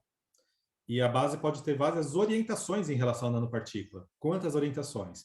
Então, eu pego aqueles pontos, naquele ponto eu coloco a base de DNA usando um átomo como referência e girando no espaço. Então, quando você fizer o somatório sobre aquelas centenas de pontos com algumas variações de posição de átomos na base para absorver e com rotações nos ângulos θ e φ, a gente vai usar os ângulos de Euler aqui, Euler, ele fala Euler. Os ângulos de Euler, então eu vou ter milhões de combinações. E aí eu vou resolver cálculo quântico. É por isso que eu falo que computação não é barato. A quantidade de cálculo quântico que foi feito aqui é um recorde. Eu não conheço nenhum outro artigo. Tem um outro artigo que eu conheço que fez milhões de cálculos quânticos para resolver um problema. A gente fez milhões de cálculos quânticos aqui, e isso que vocês estão vendo é a função de partição. Dada a função de partição Z, que é aquele somatório sobre milhões de configurações, eu escrevo a energia livre de Helmholtz A, eu escrevo a energia de interação das moléculas das bases de DNA com a nanopartícula E eu, inclusive, consigo estimar a penalidade entrópica menos TS. Tá? Isso é o que a gente fez nesse trabalho e produziu, já que eu tenho um grid na superfície, isso é uma superfície de Van der Waals bonitinha desenhada e do lado a superfície com uns risquinhos para você enxergar a nanopartícula, enxergar o cristal e enxergar os ligantes. Aquela representação volumétrica está colorida.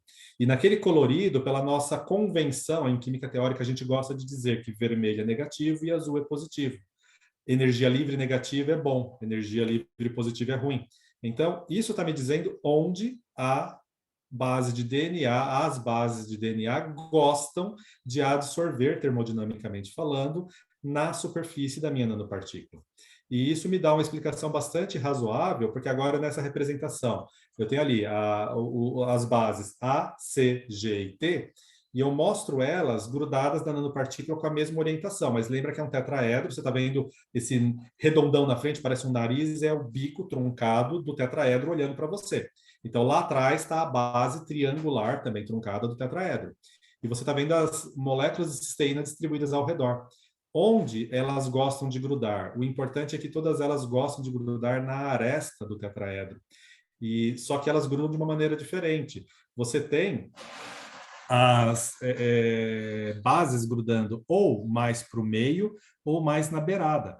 E isso explica por que o meu sítio de restrição, eu espero que estejam vendo o meu mouse aqui, o sítio de restrição, que é onde corta, é GATATC. G e C gostam de grudar perto do vértice.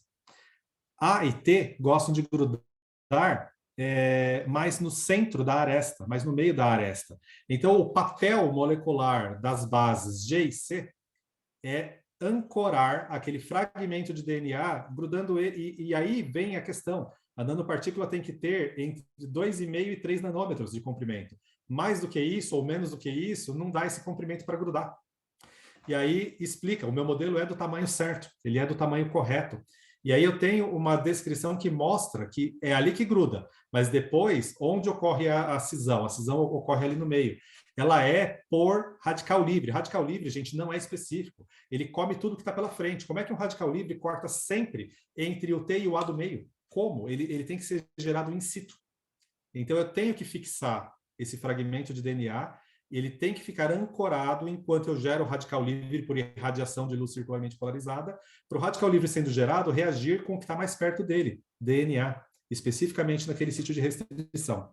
Sempre corta no mesmo lugar. Só corta se for GATATC, tem que ter no mínimo 90 pares de base, e esses pares de base tem que estar dos dois lados, não pode, tem que ser no meio da fita. A fita pode ser maior que 90 pares de base, mas menos que 90 não funciona, e na ponta também não funciona. Então, isso é um resultado bastante interessante. A evidência é indireta? É indireta, mas é a melhor evidência. E detalhe, eu falo que é mais barato fazer a parte experimental. Essa simulação custou $35 mil, uma simulação, de tempo de máquina em supercomputador. $35 mil. Bom, finalizando, assim, reta final. Materiais quirais, eles podem ser usados para diagnóstico. Esse aqui é o artigo que nós publicamos esse ano na Science. E artigo bonito. A gente tem aqui bastões de ouro que são bastante conhecidos. Não tem nada de especial no nanobastão. Só que depois que eu faço esse nanobastão funcionalizar, ele é funcionalizado com um surfactante, que é o CETAB, e com um peptídeo humano, que é o HIAPP. É um peptídeo que ele aparece em forma saudável no nosso corpo, mas ele, na forma patológica, quando ele forma fibrilas, ele faz parte de doenças como câncer de pâncreas, diabetes tipo 2, Parkinson, Alzheimer, etc. Tá? Ele forma placas que são patogênicas no corpo humano. E eu preciso fazer screening de novos medicamentos. E o que eu quero? Eu quero ver na bancada de laboratório uma droga que iniba a formação de fibrilas. Qual que é o problema? No corpo humano, a formação de fibrilas leva anos. Na placa de Petri, no laboratório, mesmo em condições exageradas de concentração, a formação de fibrilas leva dias, meses. Eu tenho que deixar lá, é igual crescer cristal de complexo de coordenação. Esquece lá a placa de Petri e vai fazer outra coisa da vida. Se eu tiver alguma coisa que em horas, minutos, horas, me dá resposta, isso é um ganho no screening de novas drogas. E o que foi demonstrado experimentalmente é isso. Se você colocar essa nanopartícula como base, recobrir com CETAB, com surfactante, e nessa monocamada de surfactante, que é o meu modelo computacional ali embaixo, ó, a letra H, você coloca o peptídeo, esse peptídeo HIAPP, você obtém uma estrutura que são esses filamentos, e esses filamentos induzem a formação de fibrilas em horas. Então, você reduz de uma semana para algumas horas a formação de fibrilas. E você consegue, já que o material é quiral, aqui está uma coisa muito legal.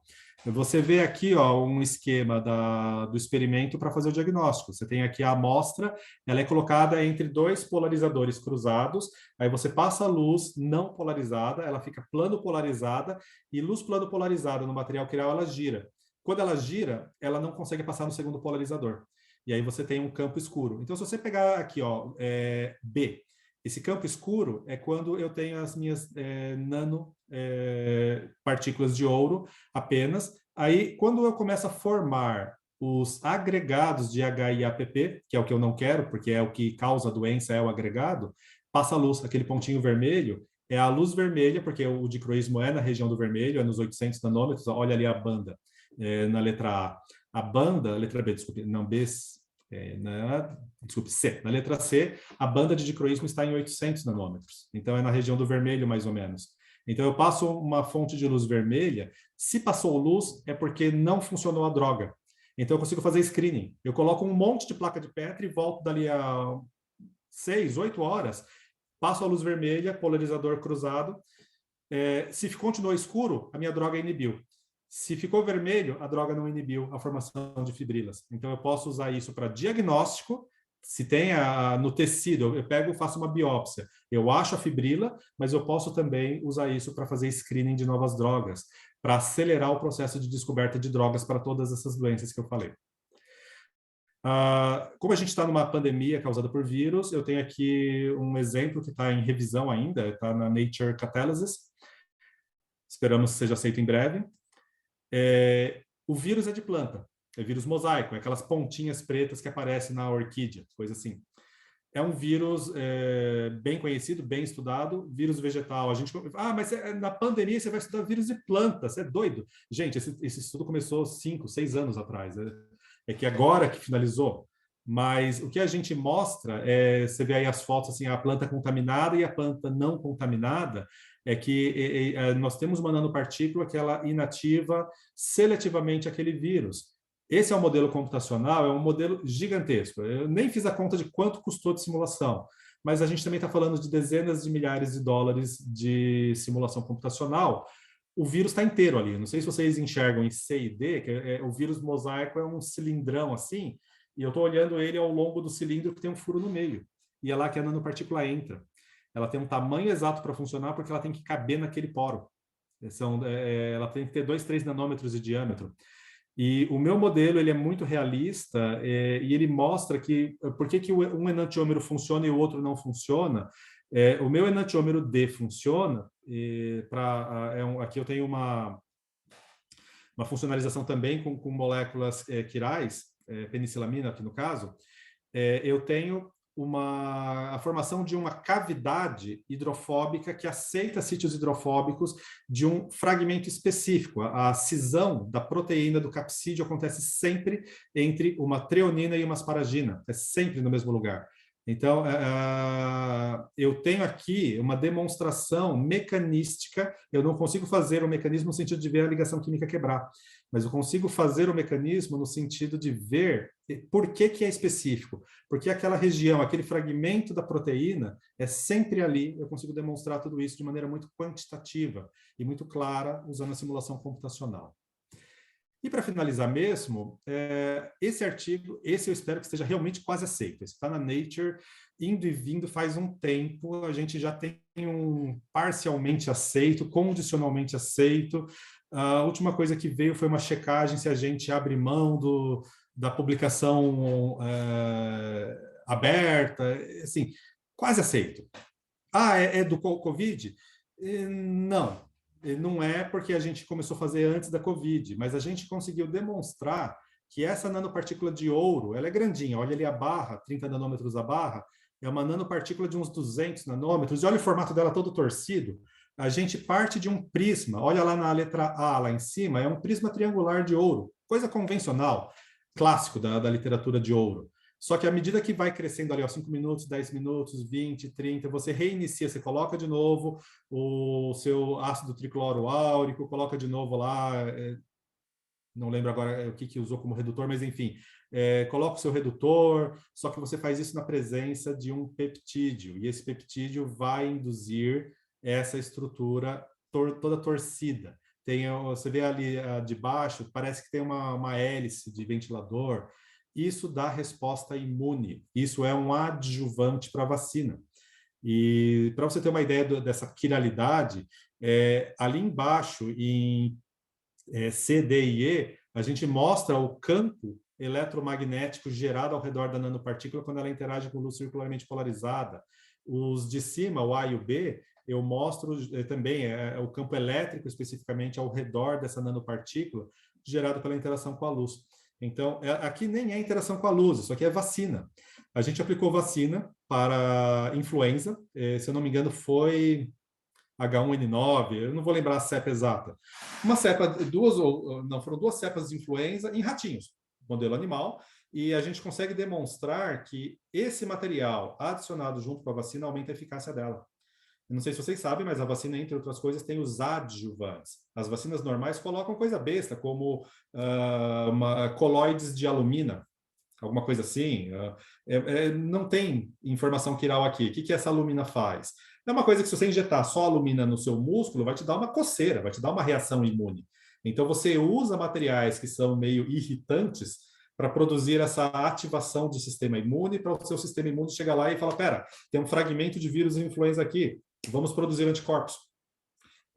Isso é um princípio geral. Se funcionou para a influenza, a gente pode fazer funcionar para qualquer vacina, inclusive Covid.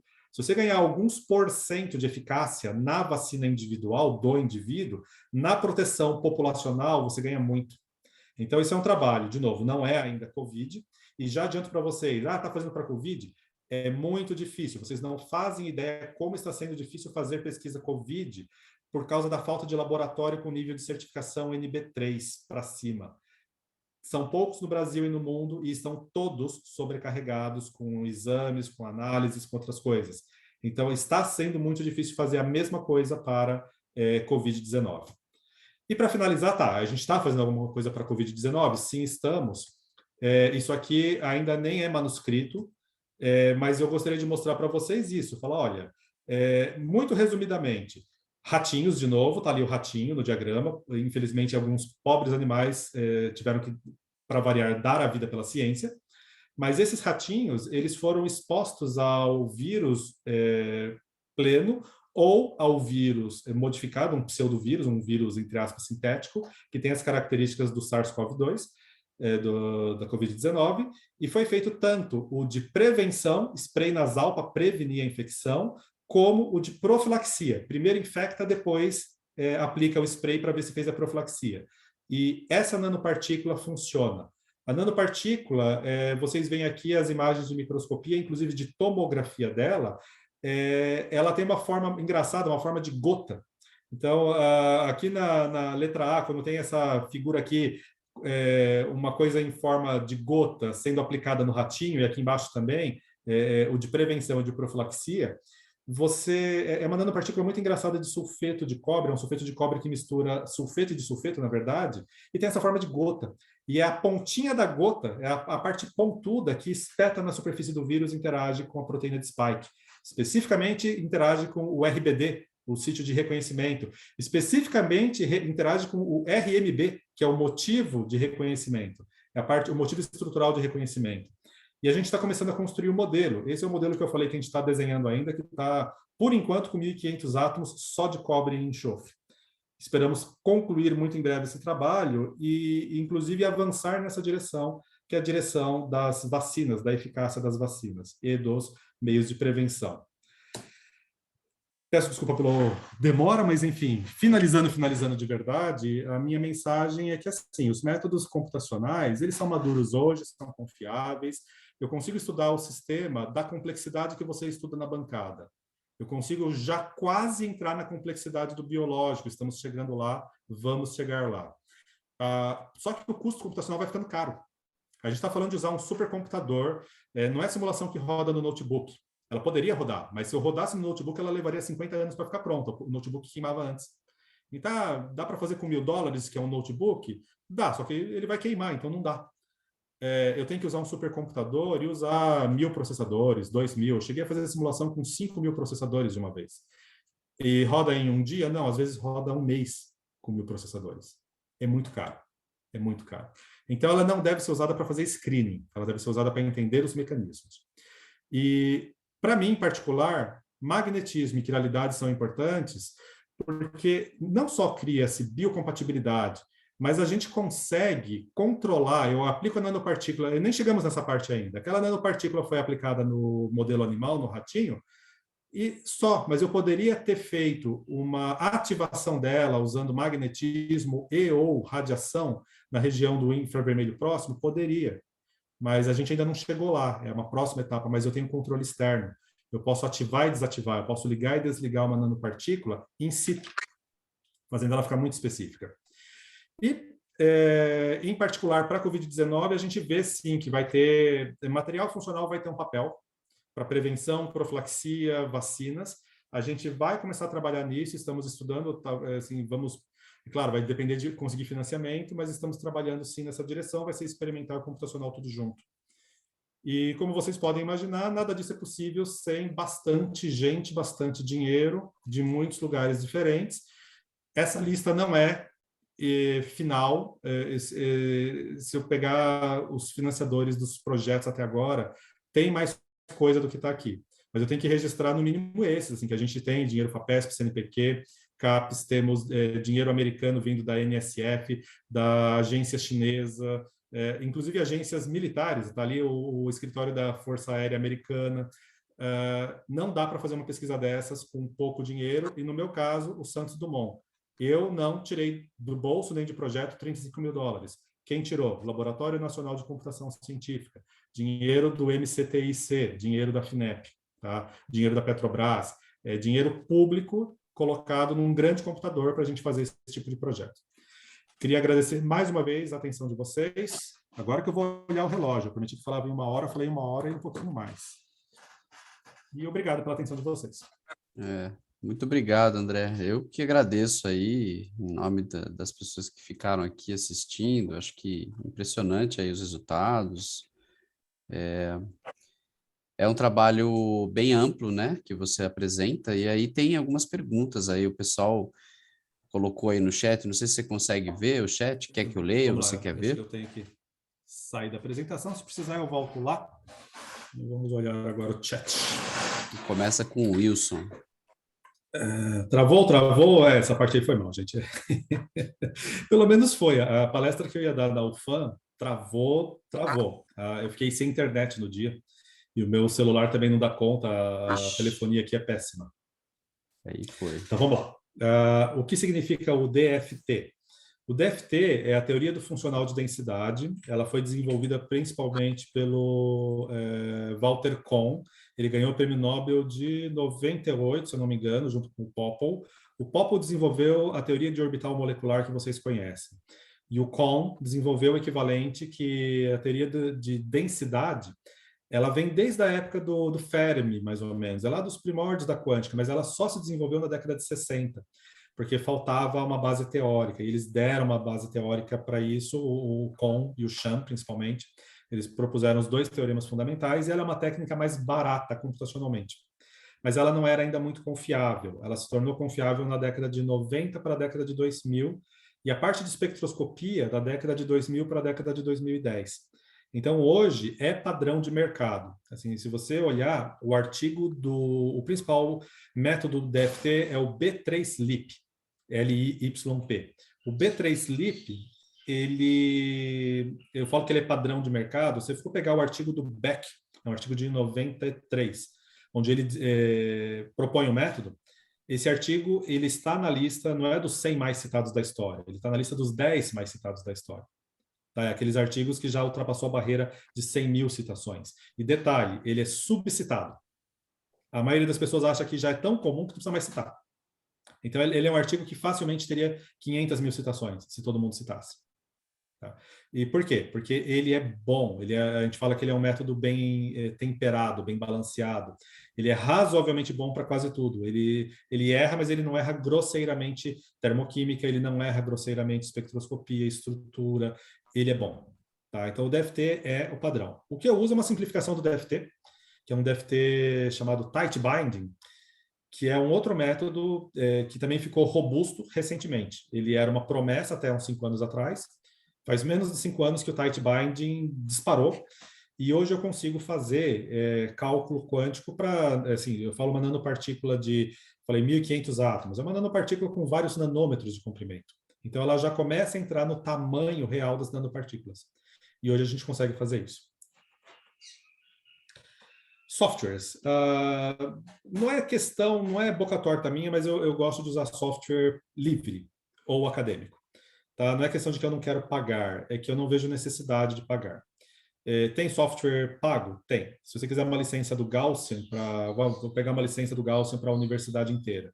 Eu vou ter que desembolsar alguma coisa na faixa de uns 20 mil dólares, 30 mil dólares, talvez mais. Se eu quiser uma licença do QChem, uma licença do ADF, uma licença do Jaguar, todos eles vão me custar 20 mil, 30 mil dólares para a universidade usar. E eu ganho alguma coisa com isso? Olha, eu ganho uma interface gráfica bonitinha. Isso eu sou obrigado a admitir. Eles fazem uma coisa mais amigável para o usuário porque eles querem vender. Então, eles não chegam para você com um software de linha de comando, aquelas de ficar digitando comandos naquela tela preta que é o terminal. Mas não vejo vantagem. Por que eu não vejo vantagem? Tudo que eu mostrei para vocês, tudo, sem exceção. A interface gráfica bonitinha do Gaussian, do QChem, do ADF, do Jaguar, não serve para absolutamente nada. A interface gráfica é inútil. Por quê? Se você está na fronteira do conhecimento, não existe botão para clicar. Da mesma forma, na parte experimental, se você comprar um equipamento que faz tudo o que você precisa, é só apertar o botão, você está um passo atrás da fronteira. Você está fazendo alguma coisa que já fizeram lá atrás. Quando você está na fronteira, você desenvolve equipamento, você desenvolve software, você desenvolve tecnologia, porque o seu problema não tem solução tecnológica pronta. Então, quanto mais perto você chega da beirada, da borda do conhecimento, mais você tem que fugir da solução pronta. Então, assim, é um projeto nosso de doutorado, eu não chego para o aluno e falo para ele, para trabalhar comigo tem que saber programar. Eu recebo gente que nunca viu Linux na vida, a pessoa é usuário do Windows. Quero trabalhar. Ótimo, venha. Eu deixo a pessoa sozinha se convencer lá pelo segundo mês de trabalho que o Windows não funciona, que ela tem que pôr um Linux, e mais uns 2 meses ela se convence que ela tem que aprender a programar, porque ela começa a ficar com tendinite. Vai desenhar uma nanopartícula de 1.500 átomos na mão, sem saber programar, sem saber fazer script. Então, assim, é muito artesanal. Como é artesanal, a interface gráfica bonitinha é inútil. É dinheiro jogado fora. Então, um aluno típico do laboratório, ele no primeiro semestre vai fazer essa transição do mundo entretenimento Windows para o mundo produtividade Linux. Tá? É mandatório, não tem como fugir disso. Dá para defender o doutorado no Windows? Vai ser um doutorado fraquinho, dá, mas vai ser fraquinho. Então, assim, isso é determinante se esse aluno vai, por exemplo, ficar só num projeto fechado dele, ou se ele vai justamente abrir para essas colaborações. Essas colaborações, não dá para esperar um aluno desenhar no clique de mouse milhares de átomos. E, inclusive porque ele vai errar. Ele não só vai ficar com tendinite, mas na mão você vai cometer erros. Você vai errar a estrutura. Então, não é bom. Então, a gente não vai para o software comercial por causa disso. E o software acadêmico é da mais alta qualidade. Nomes. Orca. Orca é um programa de quântica excepcional. Faz tudo que os outros fazem, não tem a interface gráfica. Mas tem interfaces gráficas genéricas que te permitem abrir o input do Orca, o output do Orca, visualizar os orbitais. Isso você vai resolver com softwares auxiliares. Então, a minha interface gráfica não é do software, ela é geral. Eu tenho interfaces gráficas que também são acadêmicas e também são software livre. Então, assim, eu fiz uma demonstração dessas esses dias no curso de licenciatura em Química, uma intervenção. Minha esposa está dando a aula para a turma e ela pediu se eu podia dar. É uma aula de TIC, de Tecnologias de Informação e Conhecimento. Olha que coisa. E eu fui dar aula, eu fiz cálculo quântico e visualização gráfica usando uma interface web. Usando uma interface web gratuita, que é um projeto bancado pelo governo americano, que eles te dão 1000 horas de processador. Ou faz a conta, se você pegar uma CPU 1000 horas, quantos dias de cálculo ininterrupto que dá? Pesquisa dá para fazer? Depende. Se você estiver fazendo, eu quero ver o homo-lumo da minha molécula para fazer algumas inferências sobre o comportamento eletroquímico dela, perfeito. A sua molécula vai rodar nessa interface web. Você não vai precisar baixar nada. Não tem aquela complicação, mas eu uso Windows, tá? Você vai usar uma interface web, navegador. E alguns alunos, inclusive, eu não, mas os alunos que estavam na aula remota, eles rodaram no celular. Por quê? Porque não é o celular que vai rodar, o celular só fornece a interface web. Se o seu celular é bom de navegação, não vai travar, não vai acontecer nada, você vai rodar tudo bonitinho. A pessoa consegue, com o dedo na tela, selecionar a estrutura, desenhar, modificar. Deixa eu colocar um grupo nitro no anel. Você faz isso na tela do celular e roda. E vai rodar num software, esses acadêmicos que eu gosto. Você vai rodar games, você vai rodar Psy4, Psy4. São softwares acadêmicos de primeira linha. O seu resultado, ele é publicável. Você vai rodar no celular, numa interface web, um orbital homo-lumo, vai baixar a figura e vai pôr num artigo, e o artigo vai ser aceito e publicado. Então, assim, software nem precisa instalar hoje em dia. Eu quero fazer mais profissional? Baixa o Orca. Você vai baixar 5 gigabytes de arquivo, mas faz tudo. Tudo, inclusive a parte de magnetismo que eu mostrei que é complicadíssima de fazer. E aquele mais simplificado que você falou que usa, XTB. XTB é um software fantástico. Se tem alguém que merece um prêmio Nobel em Química Teórica hoje, é o Stefan Grimm, pela quantidade de problemas de química teórica que ele resolveu para a comunidade. Assim, é impressionante a qualidade e a eficiência das coisas que ele faz. Então, é só colocar aqui no chat, você fala, é simples assim, XTB? XTB, coloca lá no Google, XTB, download, você vai cair numa página de um site que é típico de quem é do software livre, que é um repositório. Naquele repositório ele vai te oferecer já o binário compilado, só tem um problema, né? Em Windows você vai sofrer. Você vai ter que fazer a coisa no Linux, mas faz parte da vida. Deixa eu ver. Mais perguntas? Softwares. Jefferson pergunta.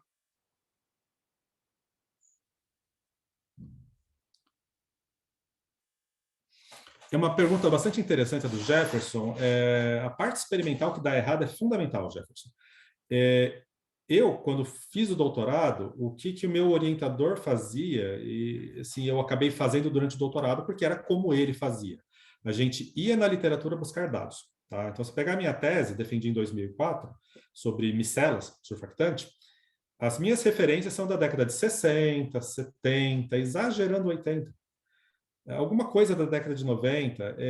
Por quê? Porque eu ia buscar... O dado experimental era todo da década de 60 e 70. Qual que é o problema de usar dado publicado? Alguém aqui publica dado errado? O que deu errado? Não, né? A metodologia científica, isso não é considerado desonesto. O método científico, você pega lá o discurso do método Descartes, ele fala lá das etapas, a quarta etapa é uma etapa em que você cria a cronologia científica. Ou seja, você reorganiza, você fez o seu projeto de doutorado, tinha as etapas previstas. No meio do caminho você falou, putz, deu tudo errado, o pH não era aquele, a temperatura, vai dando tudo errado, por definição. Por quê? Porque se fosse para dar certo, você estava fazendo uma coisa sabida. Se o seu projeto de doutorado é um projeto bom, você não sabe o que vai acontecer. E o que vai acontecer? Vai dar errado. E você vai consertar. Qual é a versão que vai parar na tese, no seminário, no artigo? A versão que deu certo. Então você conta para as pessoas com a maior cara de pau, e isso é cientificamente honesto, a versão que deu certo. Você já conta o pH que deu certo, a temperatura que deu certo. Você geralmente não publica o resultado que deu errado. Qual que é a importância disso para quem faz modelagem? Eu não faço mais trabalho usando dado da literatura. Eu colaboro em tempo real. O meu colaborador, ele já pode ter feito a síntese e caracterização, mas ainda está em tempo real. Se eu sentir que está faltando alguma coisa, eu pergunto. Falo, eu estou vendo um negócio estranho aqui no modelo, tem algum pH que dá errado? Ele me fala assim, abaixo de pH 4 não vai. Alguma coisa dá errado. Então, se o meu modelo é bom, ele tem que dar errado onde o experimental deu errado. É aí que eu tenho confiança no modelo. Não adianta o modelo dar certo onde dá certo. Qualquer modelo pode dar certo onde dá certo e ser fortuito, um acerto fortuito. Quando que eu sei que o modelo é bom mesmo? Ele tem que falhar onde o experimental falha. Ele tem que dar errado também. Isso é realismo. Eu trabalho... o meu colaborador experimental confia em mim por causa disso, porque ele sabe que eu desenho um modelo realista. E o realismo chega nesse ponto de falar, ó, aqui falha, nesse pH. Como que eu simulo o pH? Pego o pKa, protono, desprotono as coisas, chega num ponto que a nanopartícula explode no modelo, ou seja, no mundo real ela teria dissolvido naquele pH. Então eu consigo, ou se for um material de eletrodo, eu aplico um campo e naquele campo, puff. Claro, o campo para fazer puff é aqueles que o Ernesto Pereira aplica aqui, que faz uns flash malucos, assim, destrói eletrodo, fica todo pipocado. Mas dá para fazer isso no modelo e a gente consegue mostrar que, olha, chega num ponto que ali no contorno de grão tem uma tensão e se eu aplicar um potencial eletrostático acima de não sei quantos mil volts, puff, explode o modelo? Explode o modelo. No mundo real também explode. Tá? Então é muito importante essa coisa até essa mescla do teórico com o experimental em tempo real. Também não é legal para você ir na literatura, esse era o jeito antigo. Você vai na literatura e acha alguém que calculou a sua molécula. A pessoa pode até ter feito um DFT da sua molécula, mas ela fez na condição experimental que te interessa? Está na protonação certa? Está no solvente que você usa? Então, também é legal para quem está no experimental, o tempo real, em paralelo, você ter alguém que faz para você esse cálculo, mesmo que ele seja conhecido da literatura, mas ele foi feito para a sua condição experimental. Mas a minha... Pega a coisa besta, azul de metileno, que o pessoal usa para fazer estudo de degradação em eletroquímica, em fotoquímica. Tá cheio de cálculo de DFT de azul de metileno. Por que você vai fazer outro? Porque a sua nanopartícula é outra. Porque o seu estado excitado é outro. Então, você vai fazer azul de metileno, sua nanopartícula, não na nanopartícula genérica. Eu vou puxar de memória que a nanopartícula do Wagner Mendonça era titânia anatase para fotodegradação de organofosforados. Me corrija se eu estiver errado, Wagner. Wagner que responde por Marta aqui na sala. Enfim. Olha, ele falou que eu estou certo, a minha memória está boa. Eu estava na banca de seminário dele. Desculpa, professor, te cortar um minuto, deixa eu abrir aqui. Eu sou um daqueles que você citou que mostrava aquele monte de dados no seminário e depois nada conversava. Eu fui um daquelas amostras que ele citou aqui no seminário. Eu sei, eu não quis falar na hora, mas eu estava falando de você entre outras pessoas. Então é isso, gente. Assim, a sua nanopartícula e o seu material. Organofosforado. Tá, titânio anatase você vai encontrar dezenas de estudos teóricos, dezenas. Mas para o seu material. E falar, mas titânio anatase é qual face? É 001? O que é? 100? 10? Vai pensando em faces esdrúxulas que dá para você fazer uma engenharia de faces ali na condição de síntese. Qual face que é que te interessa? Então, assim, tem que fazer em paralelo, sim. Tem mais alguma pergunta? Não. Bom, enfim. Agora a gente joga a pergunta para a plateia aí. Quem não escreveu no chat, se alguém quer abrir aí o áudio, a câmera e fazer a pergunta. Alguma dúvida? Temos um tempinho. Como é que tá, André? Tá aberto para colaboração? O pessoal deve estar querendo agora rodar umas moléculas aí. Eu estou tentando, faz tempo já, Chico, alguns modelos diferentes para fazer isso dar certo. Quando eu fui contratado, o Ernesto Pereira era o chefe de departamento, e eu estava no probatório, ele foi, chefe gosta de espremer o coitado do probatório, do cara do probatório, e aí ele queria que o que você tem que ser ousado, o que você vai fazer pelo departamento, pela pós-graduação. Eu propus algo que, mesmo em escala mundial e mesmo hoje, não existe, e que eu continuo defendendo. Da mesma forma que tem central analítica, que você não vai dar uma ressonância para cada pessoa. Espectrofotômetro simples, cada um pode ter o seu, mas aquele espectrofotômetro sofisticado, não dá para cada um ter o seu. Tá? Então, a gente tem que ter central analítica e as pessoas pagam hora de máquina, pagam o técnico. Esse dinheiro vai para a fundação, vai para a FAI, aqui no caso da UFSCar, para a fundação da UFSCar, e a fundação paga o técnico, a fundação paga gases, solventes, etc. Qual era a proposta? Central de modelagem. Eu me responsabilizava de ir na FAPESP, pedir dinheiro para montar um cluster, e o departamento dava uma área física adequada, uma sala refrigerada, e a universidade daria um técnico de nível superior para fazer isso dar certo, uma pessoa formada em química computacional, e essa pessoa ela poderia fazer colaboração ou prestação de serviço, eu trabalhando nessa interface, fazendo meio de campo. O Ernesto deu uma risada sarcástica e falou: você nunca fará isso porque nunca te darão o técnico. Bom, continua sendo um modelo. Quando eu conto isso para os meus colaboradores em Michigan, na China, eles falam: nossa, que legal, a gente podia fazer isso, né? Eu falo: só que eu estou aqui, não estou aí. Se eu estivesse lá, já tinha acontecido faz tempo. Na Universidade de Michigan, eles têm um cluster, eles não chegam a ter um especialista de modelagem. Eles têm uma equipe de TI que é paga pelo dinheiro do projeto. O projeto tem que ser dinheiro de projeto de pesquisa, o dinheiro, você paga a hora de máquina, aí sai mais barato, não é os $35 mil que eu falei, viraria $5 mil, tá? Você pagaria $5 mil para rodar aquela simulação enorme, isso vai para a fundação e paga esse técnico. Mas ele é um técnico de TI, ele resolve problemas, mas ele não te ajuda na modelagem. A minha proposta não é um técnico de TI, é uma pessoa com doutorado e pós-doutorado em modelagem e que sabe fazer todas. A diferença que tem, por exemplo, do meu laboratório em relação aos outros laboratórios do Brasil, talvez mais 1 ou 2 laboratórios do Brasil tenham esse perfil que nós temos aqui. Nós fazemos tudo. Aqueles simulações que eu mostrei de campo elétrico, aquilo é cálculo clássico de Maxwell, equações de Maxwell. A gente está resolvendo equações de Maxwell usando metodologia de Green. Aquilo não é quântica, aquilo não é química, aquilo é física, de luz sendo difratada. É espalhamento de luz aquilo. A gente sabia fazer isso? Não, mas aí precisou fazer, a gente, assim, químico teórico tem que saber fazer tudo. DFT, a gente foi se aperfeiçoando, se precisar fazer outros métodos, a gente aprende. Então tem que ser alguém que tenha essa formação, porque eu não posso ter um técnico para cada coisa. Não é sustentável, em termos de dinheiro, em termos de trabalho. Então a ideia é ter uma pessoa com essa formação ampla. É reserva de mercado para quem é do seu laboratório? Não, é bem-vindo quem for de outro, mas tem que chegar aqui e provar que sabe fazer qualquer coisa, que se não souber, aprende rápido.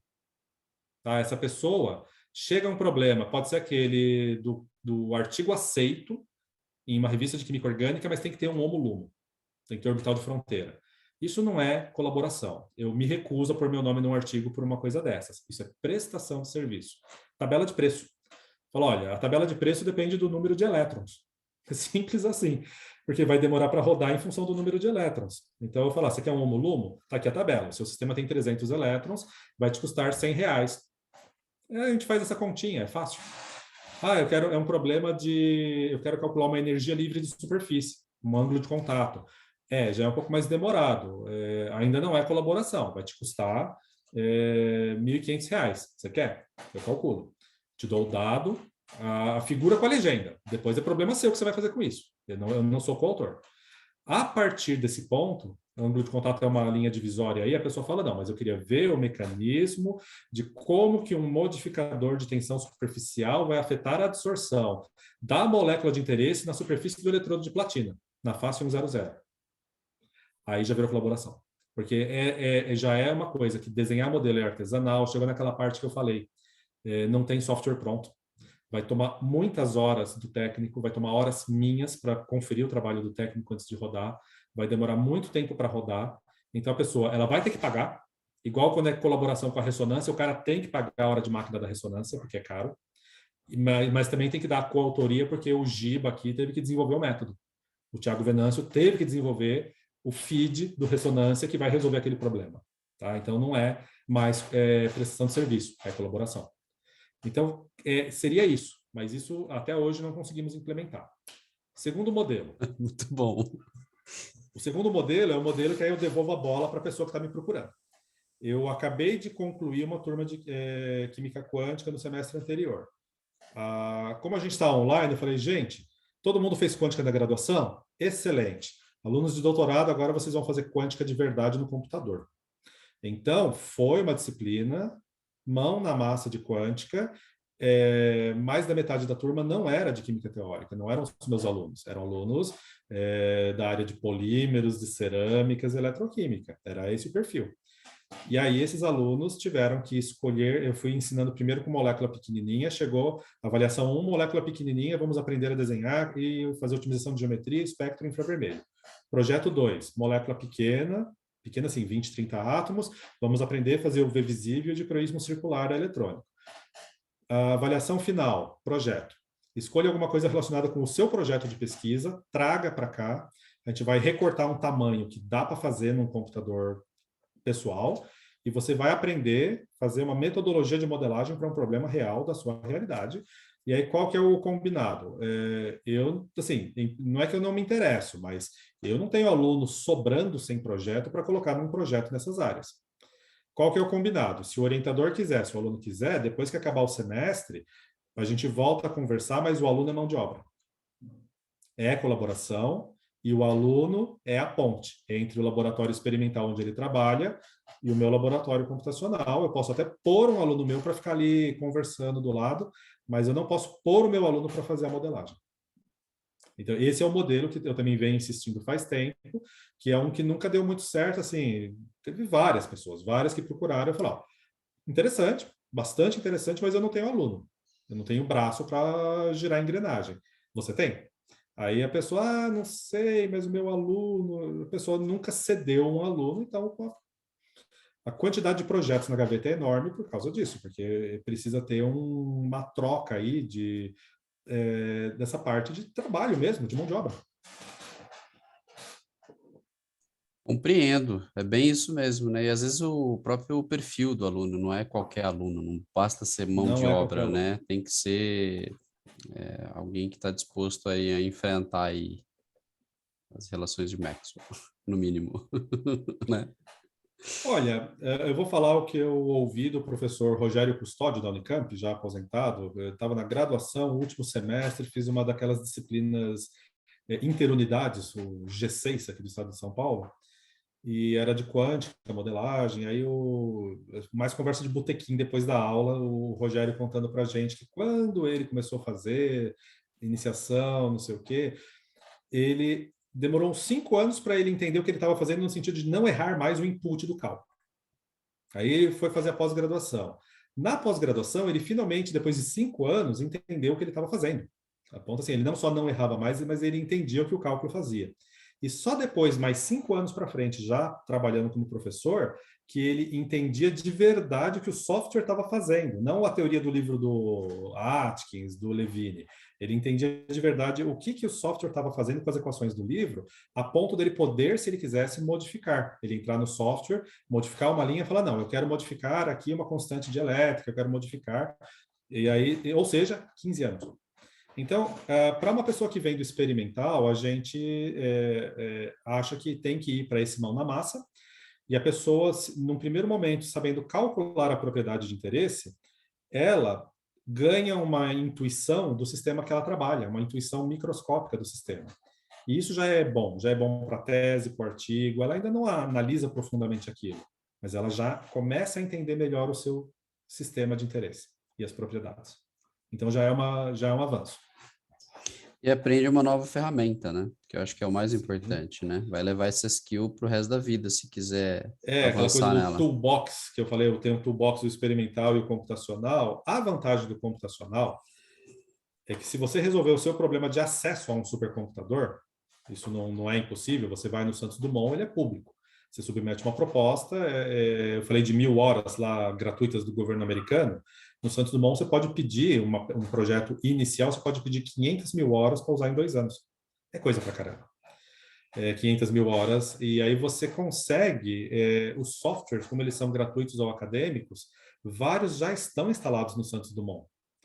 E aí você consegue fazer muita modelagem, é claro, tem um aprendizado, tem uma curva de aprendizado a ser vencida, mas você consegue. Então dá para fazer essa transição de você fazer o seu próprio cálculo simples. E o dia que precisar de um complicado, procurar um especialista para uma colaboração. Perfeito, muito bom, professor. Gostei aí da sua palestra. Acho que o pessoal também ficou impressionado aí. Quero agradecer aí, a gente já está chegando aí perto do meio-dia, também não quero tomar mais tempo aí seu também e do pessoal. Eu coloquei o link da lista de presença para caso alguém queira aí um certificado, ficou aí até o final. E é isso, então, eu agradeço novamente, André. Obrigado, viu? Tá aí também com a gente aí, compartilhar com a Olhando gente. aqui o chat para ver se tem mais uma pergunta, mas não, só o pessoal se despedindo. Pessoal agradecendo aí. Eu que agradeço. Parabenizando aí sua palestra. Muito interessante o trabalho. Então é isso, gente. Agradeço a todos. Boa sexta, bom resto de sexta para todos. Sextou, ou quase. Quase sextou. Algumas pessoas ainda faltam um pouco. Então, até mais. Boa tarde, bom fim de semana aí para todos. Tchau, tchau. Tchau.